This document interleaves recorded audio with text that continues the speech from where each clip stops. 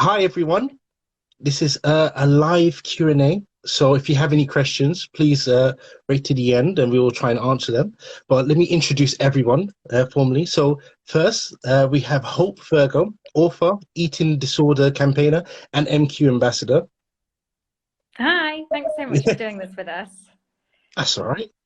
We also have Suzanne Baker, the career representative at the Faculty of Eating Disorders at the Royal College of Psychiatrists, and also represents Feast here in the UK, a global organization by parents and carers for parents and carers.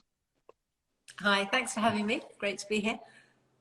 And Professor Gerome Breen, psychiatrist geneticist from the Eating Disorders Genetics Initiative.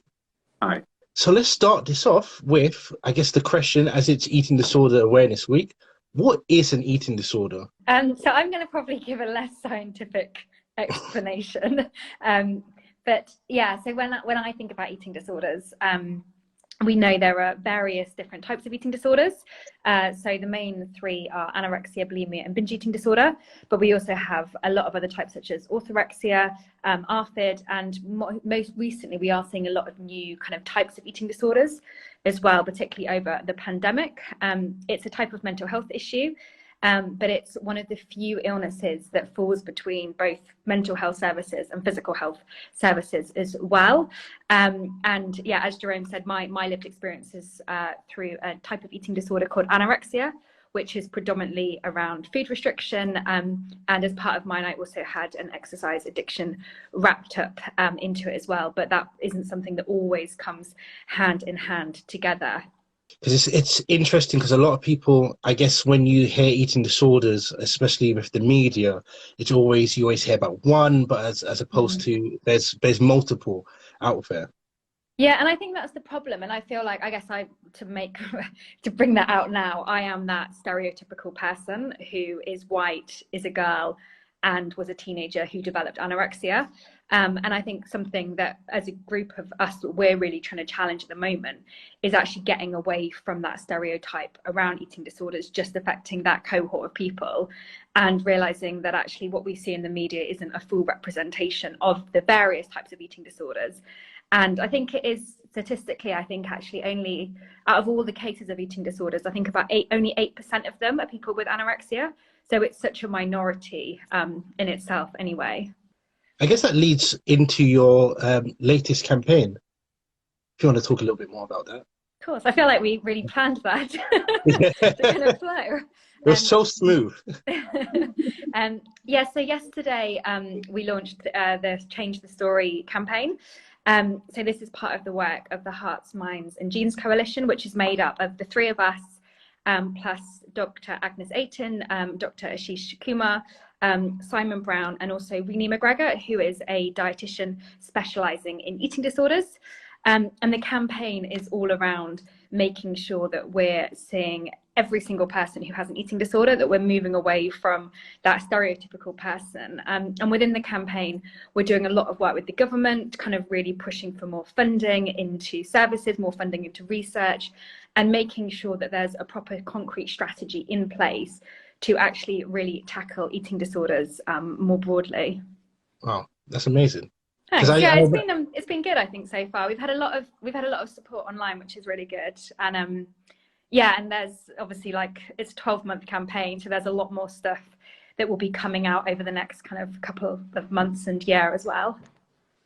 I guess whilst we're here, how could somebody get involved with the campaign? Yeah, so at the moment, what we're asking is for people to take a photo with the hashtag, which is Change the Story, and share that on their social media.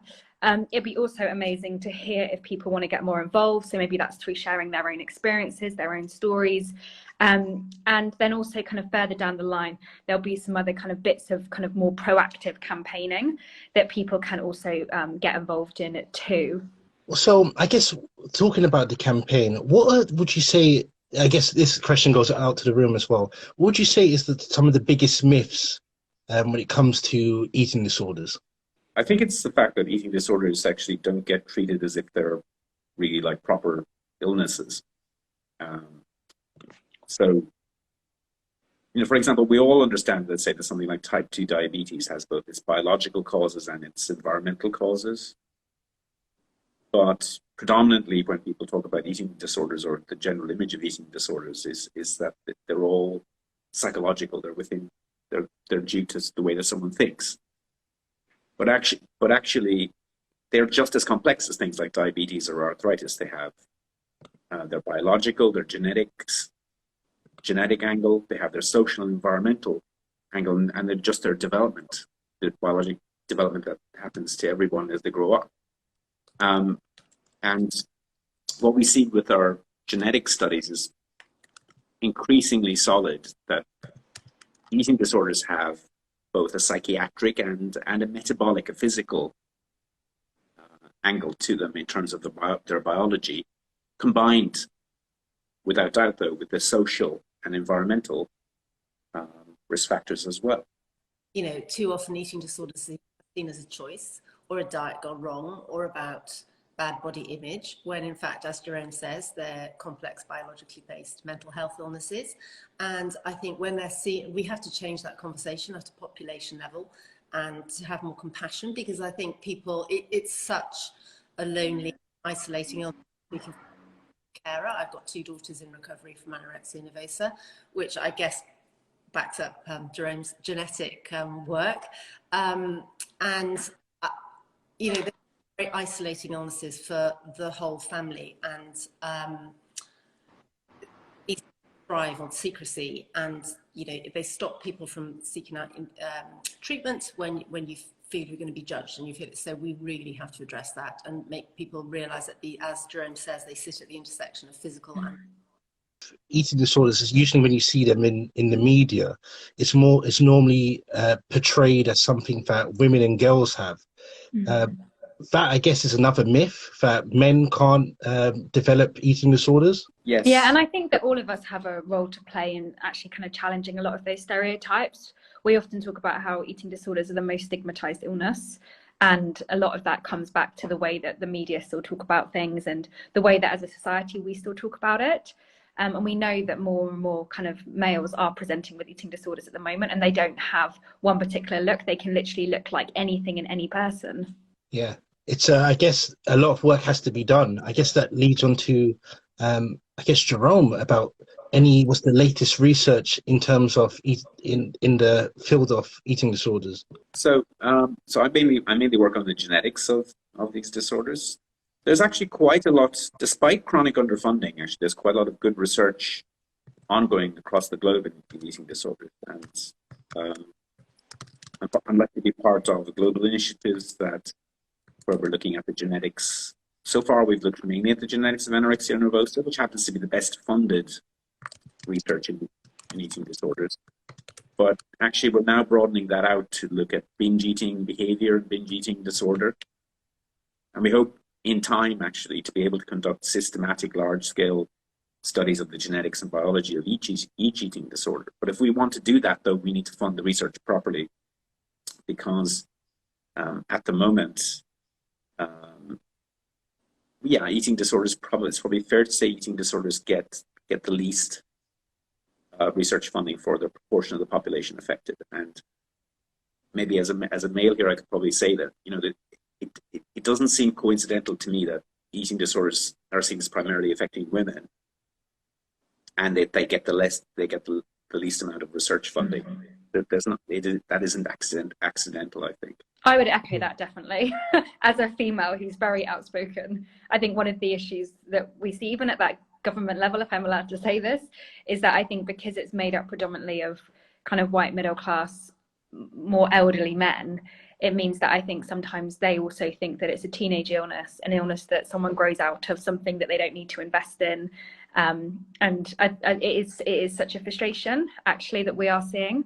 And I guess as well, just to kind of emphasize that when we're talking about research, and I'm not going to talk about research, don't worry, Gerome, but we also we need so much more funding into that, but we need to make sure that it's not an either or situation. So we can't have just funding going into research and then leaving kind of treatment behind, but actually we need to have it happening in parallel against each other. Yeah, absolutely. And I add that research really needs to be informed by people with lived experience. I think the lived true collaboration and co-production, so not just being asked to comment on research that's being done, but it makes it much more useful, valuable, much more relevant, and we really need it to be more relevant. In terms of research, is there been any developments that you'd like to talk about? Gerome mentioned all the research that's going on globally, and interestingly, Australia seem to be really ahead of, they're doing really good things. They've just set their research priorities for 2021 to 2031, and they've identified the top 10 priorities using lived experience, one of which is do no harm, the trauma that goes on for people within the treatment system, often because they can't access it in a timely enough fashion and they're severely ill.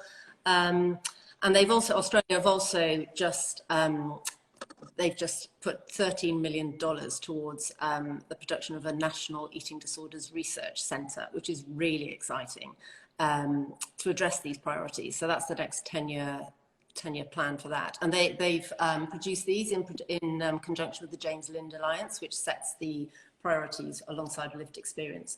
So yeah, we look forward to more of that, and over here hopefully Gerome as well. That's fantastic. How important would you say research is? We have this kind of dual issue in eating disorders, whereby not enough research is taking place, and there are too few treatment options. Yeah.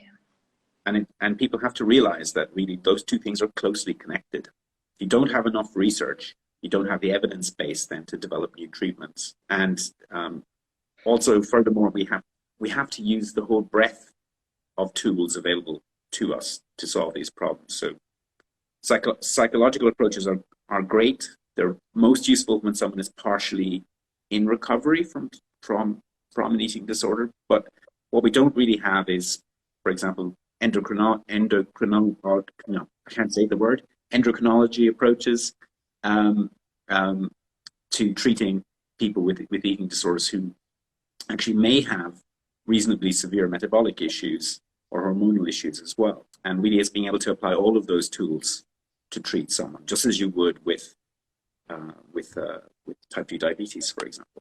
Absolutely. I guess this is the problem when it comes to mental health research. There's just not enough being done. I guess a lot of money's been spent on physical health, and just not enough in mental health research.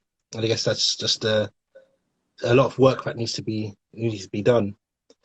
Suzanne, from the carer's perspective,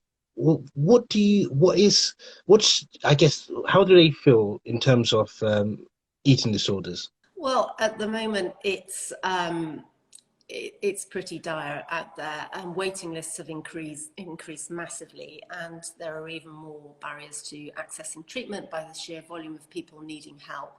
And we often talk about peer support and how important it is, and as I said, I'm involved with Feast, and they are a global organisation, and we are here because we've been where people are. All our resources are free, and we don't give advice, but we say what worked for us. And when you're catapulted into the world of eating disorders with I knew nothing about eating disorders. I didn't know what CAMS was. I was very fortunate. I had never had anything like that in my life, and you don't know. You don't know the questions to ask because you don't know the questions. And a supported patient, if you support the carer, you support the patient, and you get better outcomes. So really involving carers, parents, significant others in the treatment process. We talk about 168 hours in the week, of which we generally are with our loved ones, 167 of those, or not, obviously if they're in work or whatever, but, we are the treatment team. We are tasked with keeping our loved ones alive often and supporting them. So we really need more support for carers, so therefore the patient is more supported. And it's pretty dire out there now. We're hearing of parents with younger children who are expected to feed them at home with nasogastric tubes, people whose loved ones are being deemed too complex for specialist services, which is, there's no way. And then is that, healthcare need against resource allocation? There are so many things going on right now that it's very, very hard out there. Do you feel that with the pandemic, with I guess the effects of the pandemic, do you feel that things have gotten worse in terms of the prevalence or the rise of eating disorders? Yes, I mean, I think several of us can speak to that, Yeah. but I mean, let me be last. So. I was just going to say, yeah, we have seen a huge rise, but before I explain my views on the rise, we did have a massive issue with eating disorders before the pandemic, and I think obviously because of the rise in the pandemic, it's probably brought the conversations out much more into the open. And we know that before the pandemic started, like the NHS eating disorder services were already really, really overrun. You couldn't access support and treatment very easily, and obviously the pandemic made it worse. But I think so often at the moment, and I know you're not doing this, but so often at the moment, other conversations around the pandemic often blame the pandemic for everything that's going on. And I think it's really important to, I guess, just emphasize that I don't feel like yet we can make that assumption. A lot of the time, I spend time working in schools with young people, and whilst they might have developed an eating disorder over the pandemic, it might have been something completely unpandemic related that kind of caused that illness to start. It might have been that they were functioning at a high level with an eating disorder, and then the pandemic happened and all of their kind of coping mechanisms, even though they might be unhealthy, were taken away. So it definitely has brought things out. But I guess from a more specific pandemic perspective, through a lot of the kind of stuff that I've been doing, and I'm sure others will have other thoughts on this as well. Hopefully we'll also agree. But obviously as a nation, we've had this absolutely awful 2 years. Like it's been horrific on so many accounts. People have been grieving. We've all been sitting with this uncertainty. There's been huge amounts of isolation.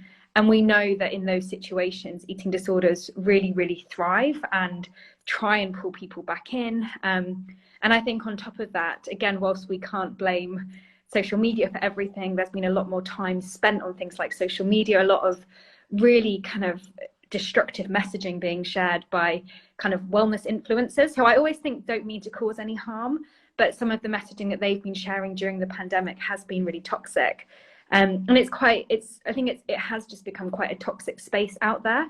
And I think particularly with eating disorders, a lot of the conversations that you see online and you maybe have day to day, it kind of normalizes all of these dysfunctional relationships with food. And whilst obviously not every Western has an eating disorder, it means that when you then start your recovery or you're starting to get unwell, you kind of normalize your behaviors because you think everyone else is doing it.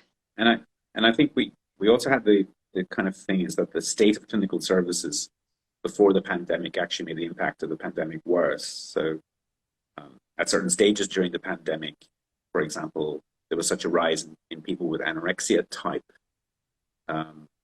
acute crises that actually other services for other eating disorders were closed down or were limited at certain stages during the pandemic, which in turn made those worse. Mm-hmm. Right. And actually the cause and effect here is quite hard to disentangle, but if you have insufficient clinical services, right, you can just need the pandemic to have a relatively mild influence on increased risk for eating disorders to call the whole thing to fall over, to cause the whole thing to fall over and then make the whole thing much worse.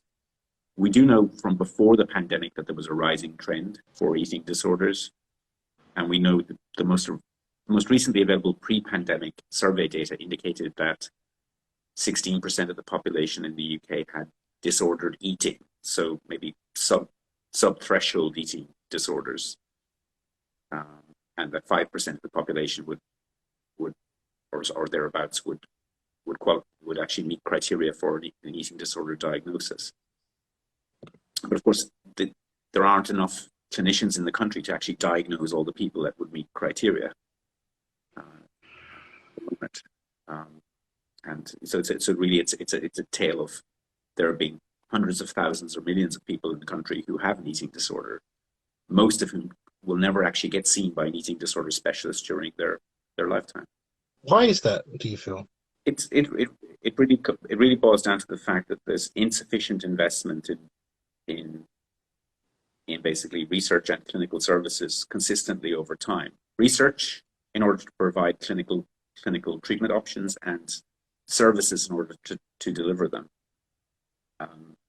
If And really, it's because also then that eating disorders falls between mental health and physical health. So in a way, is not a priority for either healthcare budget. We desperately need more people working in the field. I think there's a real workforce issue. We need to attract people to the field. We need to, at the moment outcomes are pretty poor, and we need, it's an exciting field. People who have eating disorders are extraordinary people. Look at Hope, she is amazing. They have so much potential, and we need to attract people to the field and say, look, this is a really exciting time to be in eating disorders. The research is going, we're starting to understand the brain. There is so much we don't know, but work towards better outcomes, and this is an exciting field to be in. We need more training for people. We need more. There's just so, as Gerome said, they've been underfunded. Services have been underfunded for so long, and often we need more. We need parity throughout the UK as well, because I think it depends where you are. If you're in a rural area, it's even harder sometimes to access treatment if you're not in a big city. And I think even if we just have parity as well, that's going to be good. I think we need consistent care. We need to be able to access that care for our loved ones locally and not have to travel, a 4-hour round trip to go and visit somebody in hospital. It's investment at the end of the day, and attracting people to the profession too. Absolutely, I agree. Definitely agree with that. I guess my question would be, if you have a loved one that you believe may have eating disorder, what can someone do?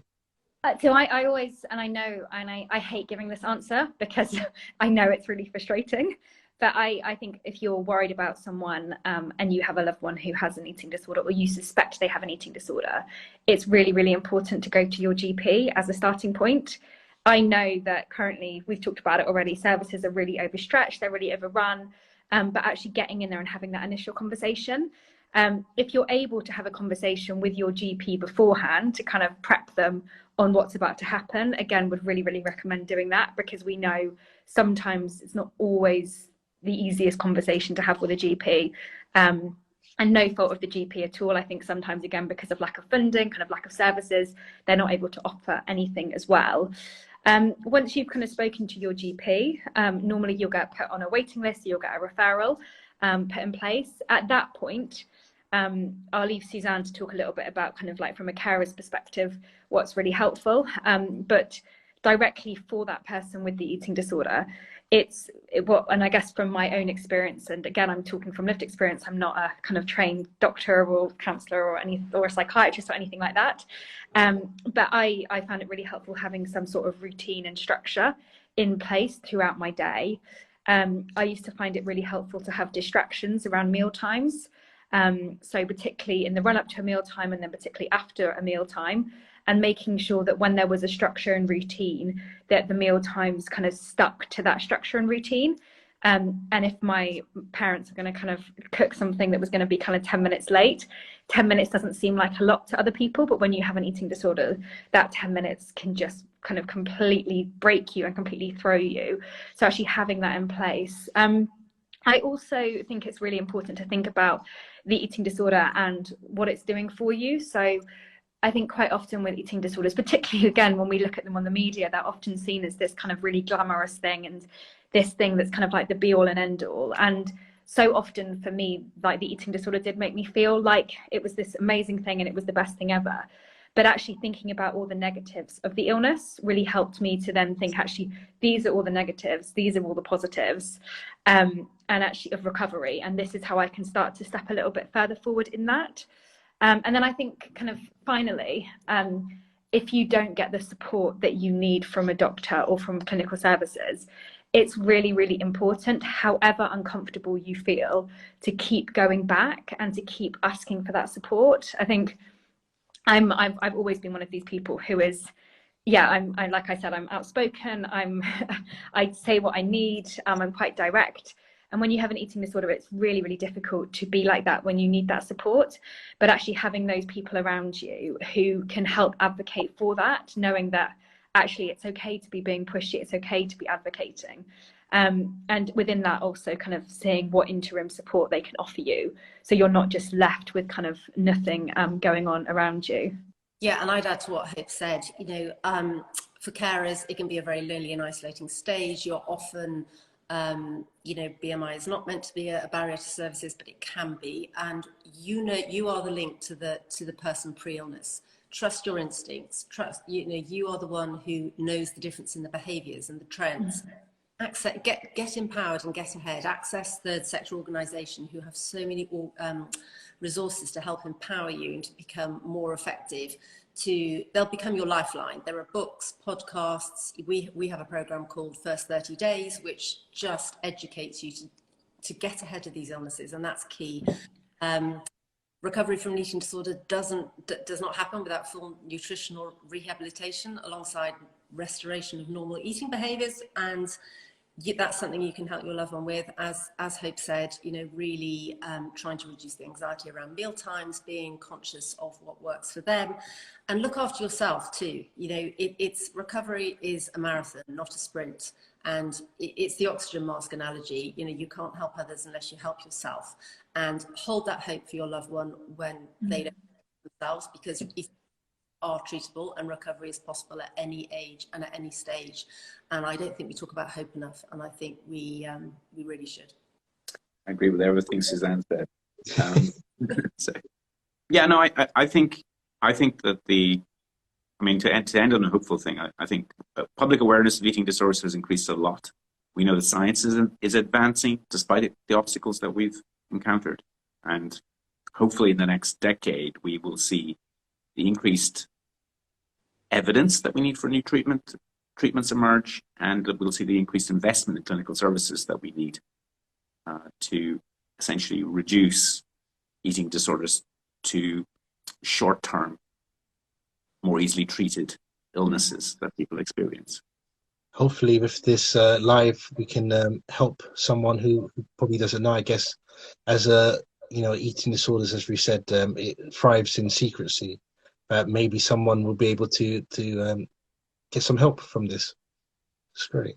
So I'm just going to go quickly as we're coming to the end of this to see if there's any questions anybody wants to ask. I guess we've already answered this one, but just to go over it, can having an eating disorder mean binge eating? Yes, it can. So binge eating is, sorry, we're working on this in the research context. But binge eating actually can occur in quite a lot of cases with anorexia nervosa, bulimia nervosa, and binge eating disorder itself.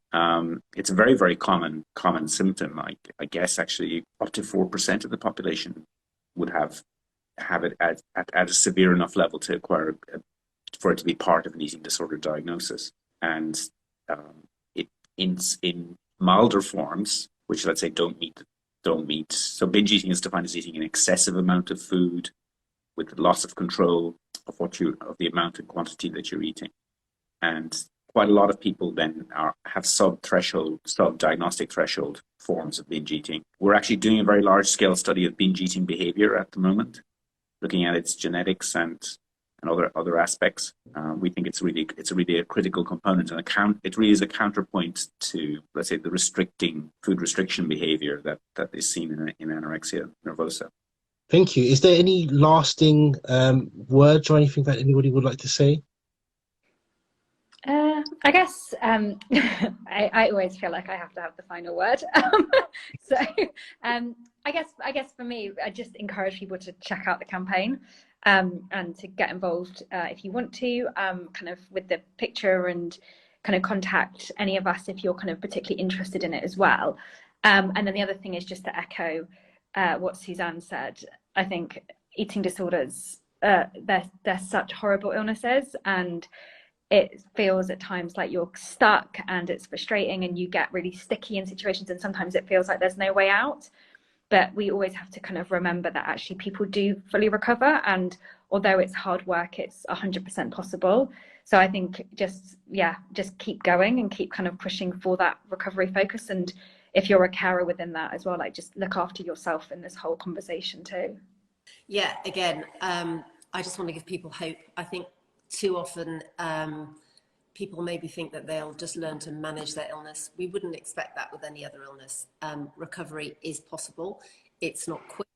It's as we say, it's a marathon, not a sprint, but recovery is absolutely possible with access to specialist treatment, and just hold that hope, because hope is paramount. And to anyone out there who's struggling, or to anyone who is supporting somebody who's struggling, remember that person pre-illness, because they're still there. They are still. Just keep that in your mind at all times. Yeah. So not to repeat what's been said previously, if there are people listening who are involved in health policy and in other aspects or in research funding, please listen to what we've been saying, and we'll be happy to engage with anyone. We're working on providing sort of the evidence base for policy change.